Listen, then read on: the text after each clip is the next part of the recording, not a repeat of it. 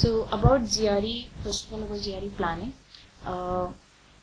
The GRE dates are not very specific. You can choose any GRE date, whatever you wish, as per the location you want. So first of all, there is a site called ETS. ETS, even if you type on Google ETS GRE, you get the whole complete site of GRE, where you can choose a date on your own.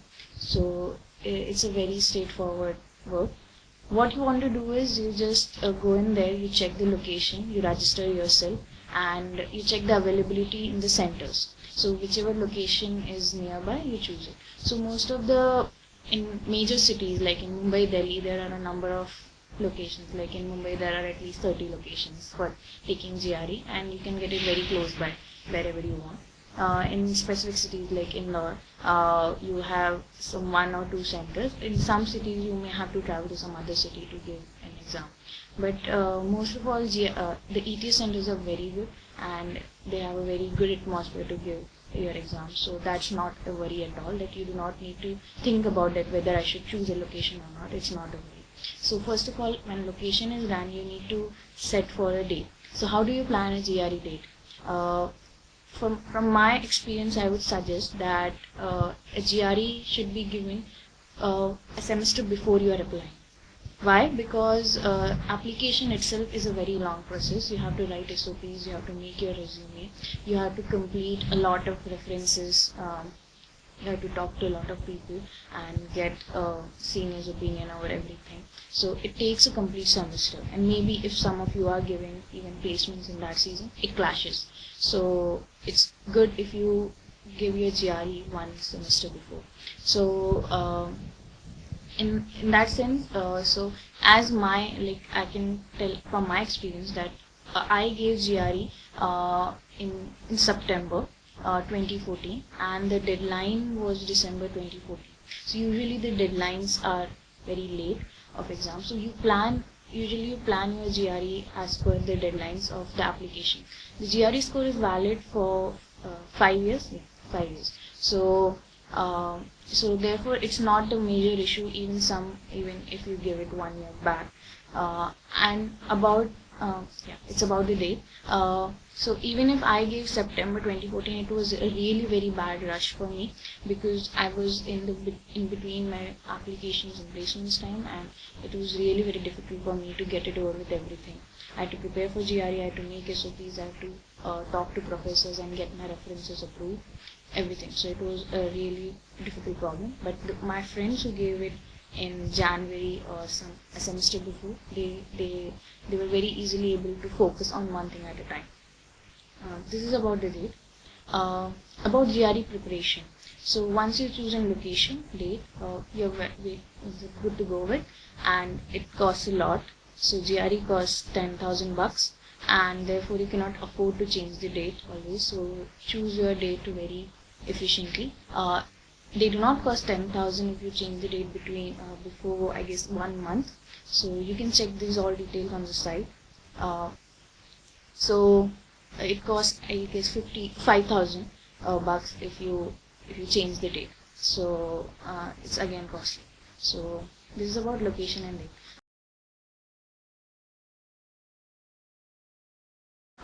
Next thing about preparation of GRE. Preparation of GRE is it depends from the background you have had. Like if you are an engineering student, you will find the maths to be the most easiest section. So there are so I'll talk about the GRE structure, how it is structured. So GRE exam has 3 parts. So one is verbal reading, second is quantitative one, and third is analytical writing. So in verbal part, it's all about English vocabulary. It tests your reasoning, how well you are able to converse in that language. It's not just about conversing in that language, it is also about how well do you understand the language, how good is your vocabulary. And it's so again, it depends from person to person. Like some people find it very difficult, some people find it very simple. So I'll come to that section, how you can cater to that. Second is the quantitative. Quantitative is completely math section, where your very basic skills of analysis is checked. like how good are you with numbers. Very simple. It's not about calculation because there is a calculator provided to you. It's an online calculator which is provided to you, so that's not, it's about how will you reason in mathematics. The third part is analytical writing, that how good you can write on a given topic. So there are 2 topics given to you, you have to write 2 topics. So this is about the whole structure. Now going in one section in detail. Verbal reasoning has 3 parts: sentence equivalence, text completion, and reading comprehension. So if you are a literature student, or if you have a very good English, you have a good vocabulary, this turns out to be a really easier part for you, because the major part which you deals with here is about vocabulary. Sentence equivalence and text completion is majorly about testing your vocabulary skills.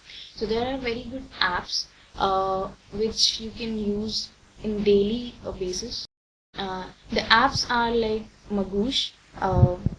Magoosh is the most famous app, and then another is Barron's. So these apps gives a list of words, and these words are so Barron's give a complete list of words in which you have to go alphabetically. So it's kind of tedious to go alphabetically because you get bored very easily to learn these words. And once the word is gone, you cannot come back to that word and you cannot test yourself. But the Magoosh app is very easier to go out with. You can just simply it is a random set. It is a 50-50 word set, and you can keep on practicing, and all these apps are free. You can get n number of apps, but the best app that I will suggest is the Magoosh and the Barron's app.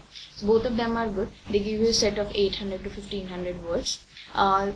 So this is a majorly asked question, that how many number of words should I do? It's not about the number of words actually. Yes, it is like 800 words minimum you have to learn, but more than that it doesn't really make sense. So the best method that you can go through is to go through root words. So every set has some root. Magoosh itself provides, Magoosh, Barron, and Manhattan. All 3 of them, the major players in this GRE and TOEFL teaching courses planning. So they have the best root words apps. So what you can do is just learn the root words. If you know the root words, you can easily make out the meaning of the words just by seeing the words. So this is a major trick which everybody uses. Yeah, so this is about the vocabulary part. So vocabulary part requires a lot of training. You have to go for it for at least a month. You have to keep on revising the words for at least a month. So this is for sure. Some people take it 1 month, some people take it 2 months. So it all depends on how well you are good with ratification, you can say. So that it is all about that, and it's nothing related to your reasoning skills. It's nothing related to that. But when you're giving an exam, it is more about that. So learning vocabulary is the first stage. So it will take maximum 1 month for you to completely get well versed with the words, that even if somebody asks you in sleep, you should be able to know these words. Once you are good with that, the second stage is about solving the questions. Why is it so important? Because GRE doesn't test you on vocabulary. It tests you on your reasoning, that how good you are able to understand the word. So what it does is that it gives all the 4 words which you do not know. So first of all, you should know the vocabulary. And second, what it does is that all these 4 words are almost of the similar meaning. So unless you do not understand them really well and you do not know them where to use them, you cannot really go forward with it. So that is the second trickiest part. So therefore the literature section is tough for those who are not in literature, who are not trained in literature. So therefore I will say that usually people require 2 months work to go forward with it. Now about, can you manage it with your own classes? Yes, very easily. You can do it. You need to give, but like I said, for the 2 months, I am assuming that you are giving like around 2 to 3 hours a day for preparation GRE. Some people may do it faster, but it all depends on your own skills. But 2 months is the maximum time which you can win, and you can easily go forward with the questions. So the questions which you can go forward with for verbal equivalence and sentence equivalence and verbal section is text completion is you can choose ETS books, you can choose Manhattan books, you can choose Kaplan books. So these three are the major companies which provide the best books. You can get it easily. Some PDFs are available online. Some Manhattan doesn't provide online PDFs and they are a bit costly, but they are worth it. Means if you really want to aim at a score of 330 out of 340, a 320 score is assumed to be very good, because it's means after that if you have 320, then no school is going to reject you on the basis of your GRE at least. So if you want to get that, if you are really very passionate, I guess investing in that these books is not very it's a good choice. So about yeah, ETS books, so I'll go one by one. So Kaplan books are really very good in the terms that they train you that what type of questions there are, but the questions are really very easy and you will be able to complete it very fast. So they do not really test you for the exam.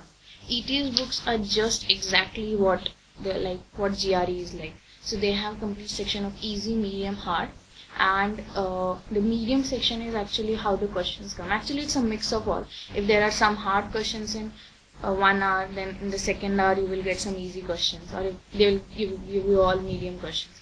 So they make it sure that it's equal for everyone. So that's for sure. And the Manhattan books is the hardest, but they train you for, as I told you, they train you for the maximum score. Like if you are able to do them very well, so you should go in stages for that. If you are not even happy with the Kaplan score, then you should keep on trying more. But ETS books are must, I must say. ETS, at least the ETS, on the ETS side, there are some practice papers. There are 2 practice papers which you should do before going for the exam. And you should it gives you also the score, that what you can estimate, and what I got on that. So there was only a difference of 3 marks, what I got in real test and what I gave it in the practice test, and it happens with everyone.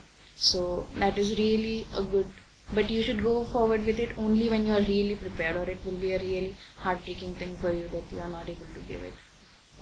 Good. So this is about it. Reading comprehension, I took it in the last because reading comprehension is really a very tough section. You have to comprehend a lot of things. You have to think, you have to understand a lot of things. You cannot just go and tick on the answers. It's a multiple choice question. It's not about the vocabulary. Obviously, you should know, like vocabulary is the level O for GRE. You should know words. So that is the basic thing, because until you do not know words, how are you going to go forward with understanding it? But after that, the next thing you do is reading comprehension tests you a lot because it tricks you a lot. It doesn't, all the options seem to be completely same, and you do not get that which is right, why it is right. So there are some very basic tricks which I will suggest that the Manhattan Reading Comprehension book is the best to go forward with. It completely explains that how you should go forward for a question, and it really helped me a lot in understanding that how I should evaluate a question. Which question means, if it is asking me, it gives you a phrase it gives you a line, and then it asks you the meaning, and it relates you to the first line or the last line of the whole paragraph. So in reading comprehension, there is a paragraph, there is some 4 multiple choice questions, and as I told you, all the options are almost the same. So you get really confused and you are not able to understand what to do. So you need really good practice for that. So this is a tougher section to go forward with. This is all about the verbal part. Quantitative reasoning was really very easy for me, because as I said, I'm an engineering student and maths is the most basic thing for me. So, and the maths which is asked here is a level of 8th or 9th boards exam level. So it's really very easy. So what are the structure of questions? So the questions are like, Some questions are very easier in geometric. So there are questions from geometry and trigonometry. So geometry, trigonometry questions, they won't ask you tan of something, sine of something, no. They will just ask you that, they will, maybe the question may be that what is tan, what is sine. So, and the geometry, like find the area of the region, and some ways like this. So it is really very easy. So you can just refer to an NCRT book, 8th or 9th class NCRT book. For that, if you want, if you are an art student or a literature student, and so you should first refer to the list of questions. Like I told you that the ETS provides free papers online, so you can just download, you can go forward with what are the type of questions, and you can just refer to 8th, 9th and 10th class NCRT board books. That will be more than enough. You can just refer to the specific chapters of geometry and you can cover it up. For the other section, which is a little better, a little bit difficult, I'm sorry. So it is the chart section, in which it's graphical representation section. So in that you have to so there are at least 4 questions which come in each section from graphical representation. You have to deduce that what is there in the graph. They ask questions on the basis of graphs, pie charts, and all these things. So this is a little bit trickier part, but still it is doable comparatively. It will not require any kind of skills. It will not require any kind of special training for that. It will just require you to be very attentive towards the question. It's seriously simple maths. That's it. It's just a 5th, 6th class maths to study. You just have to understand the graphs and you have to implement it.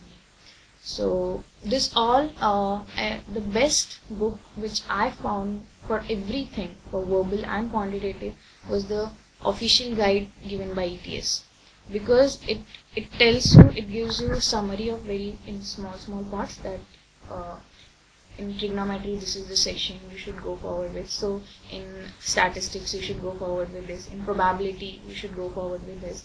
Same with the reading comprehension and verbal sections.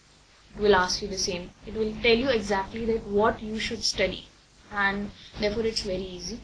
There is no apps for ETS, unluckily. So there are only books, and there is not so much of data available online free. There is no online data available in free except for the papers, and this book also costs around 600 rupees, I guess. So, but it is worth that money. So this is what I would suggest. Analytical writing is completely about your writing skills. That how well you frame a sentence, how well are your thoughts organized. It's more about organized. That if a topic is presented to you, how do you go forward with it? If it is tested more because students in master's course are expected to publish papers, write papers basically. So how do you go forward with the topic? So it's more because so it tests that skill, that how organized you are. So it is specifically very important for those who are going for PhD. So if you are going for a master's plus PhD course, then I would say that you must give a lot of time over this section, because this section is not well scored, because the students which we are competing with are international students. I'm specifically talking for Indians. So in this regard, that if you so the standards are really very high, because people who have mother tongue in English, they write this section, and so therefore you need different practice for that. And what you can do is these sections cannot be judged by anyone until and unless it's a literature guy or a professor you get in English. So that is only a part. What you can do is you can get a lot of set of there is around 200 list of topics which you can go through this. So this is something which again ETS provides, and majorly they ask the problems from that, and they are very general problems about maybe environment, global warming, or anything. So it's very general topic. The topics are not tough, but your writing skill should be good. So this is